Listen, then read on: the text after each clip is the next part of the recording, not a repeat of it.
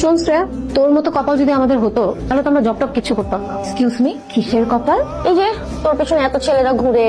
প্রথমত এসব প্রেমটা আমাকে দিয়ে হবে না, আর দ্বিতীয়ত এসব বিষয়ে ছোটবেলা থেকে আমার অ্যালার্জি আছে। আমার না কোনো অ্যালার্জি নেই, আমার তো খুব ইচ্ছে বেশ সুন্দর আর হ্যান্ডসাম একটা ছেলে দেখে বিয়ে করব। আমার এগুলো নিয়ে কোনো টেনশন নাই। I just want to earn money. টাকা কামাইতে হবে।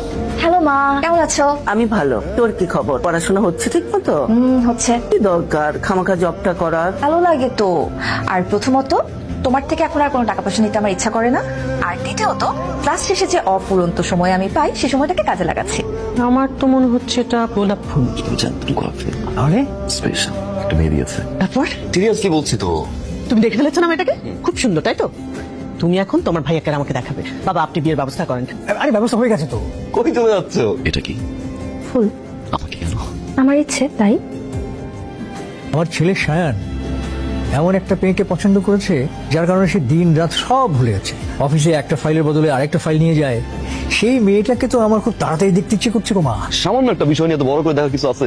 ভাই এটা আপনার কাছে সামান্য একটা বিষয়, আমার কাছে একটা বিশাল একটা ব্যাপার। আচ্ছা বাদ দে, দোকান যাওয়ার দরকার নাই, আমি কিনে দিচ্ছি। আয়ো। আরে ভাই ইজ্জতের ব্যাপার ভাই, নাহলে ভাই কইতাম না ভাই। ও স্যার, আপনি আবারও সেই একই মুখ সেই একই আপনি স্যার। আপনার বুকের পাড়া কত বড়? স্যার বেশি না, মাত্র 46। তো আপনি এটা সলভ করবেন কিভাবে করবেন? দিন 10 মিনিটস। 10 মিনিট লাগবে না, 1 মিনিটে সমাধান করে দিচ্ছি। শ্রেয়া, একটু বোঝার চেষ্টা করুন, এটার কোনো অপশন আমাদের হাতে নেই। আর আমার এটার জন্য ব্রেকআপ হয়ে যাচ্ছে, আমি কোনো কিছু বুঝতে চাই না, আমার এটাই লাগে। স্যার আপনি কি কাইন্ডলি ওনাকে একটু বোঝাবেন যেটার কোনো রিপ্লেসমেন্ট পসিবল না আমাদের এখানে। তো আসলে সিম্পল না, এটা হয় না। অনেক কারণ ভেঙে গেছে। সো তুই বোঝার চেষ্টা। আচ্ছা কি মাই নেম ইজ শ্রেয়া। এখানে চাপটা ঠিকার নাই, জি। মুখটা ভেঙে গেছে। সো কিছু করার নাই। কাপটা যে নিয়ে আসলাম এটা সাবান। ভেঙে গেছে, ব্রেকআপ করে ফেল। আগো কি তুমি জব করে তো প্রবলেম কি? বলেন তো সেখানে না ভাবে কোথায়?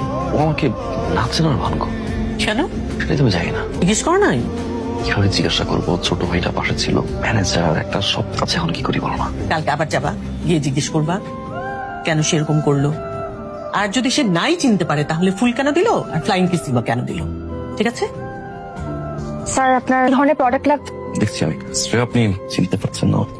স্যার আমি আপনাকে চিনতে পেরেছি, আমাদের কয়েকদিন আগে স্টোরে দেখা হয়েছিল। না স্টোর। এর বাইরে আসলে ফুল করে এনেছি। আমি আপনাকে ফুল ছুঁড়ে মেরেছিলাম। আপনি 4 নম্বর সেক্টর 12 নম্বর রোড 36 নম্বর হাউস, রাইট? আপনি আমার বাসা চেনেন। দিতে পারছি। আর ইউ ফলোইং মি? অনেক ফলোইং আছে। একটু বারান্দা থেকে আমার গায়ে স্প্রে মেরেছি। I am really sorry to know that যে সেখানে আপনি ছিলেন। দেখুন আমি আসলে আপনাকে ফুল ছুঁড়ে মারিনি। Will you marry me? কি মাথা ঠিক আছে? এটা এটা তো আমি বলি নাই, ওই ছেলেটা বলেছে।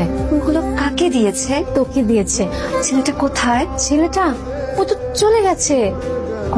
বাই অ্যাক্সিডেন্টালি সেটা আপনার উপর পড়েছে। I am really sorry for this. রাস্তায় আর ফুল ছিল। 10 নম্বর সেক্টর ফ্লাইং কিসটা সেটা কিছু। আপনি সেখানেও ছিলেন। রাস্তার অপর প্রান্তে একটা কিউট বেবি ছিল, আর বাচ্চা দেখলে আমি খুবই এক্সাইটেড হয়েছে, আর তাই আমি তাকে ফ্লাইং কিস ছুঁড়ে মারছিলাম।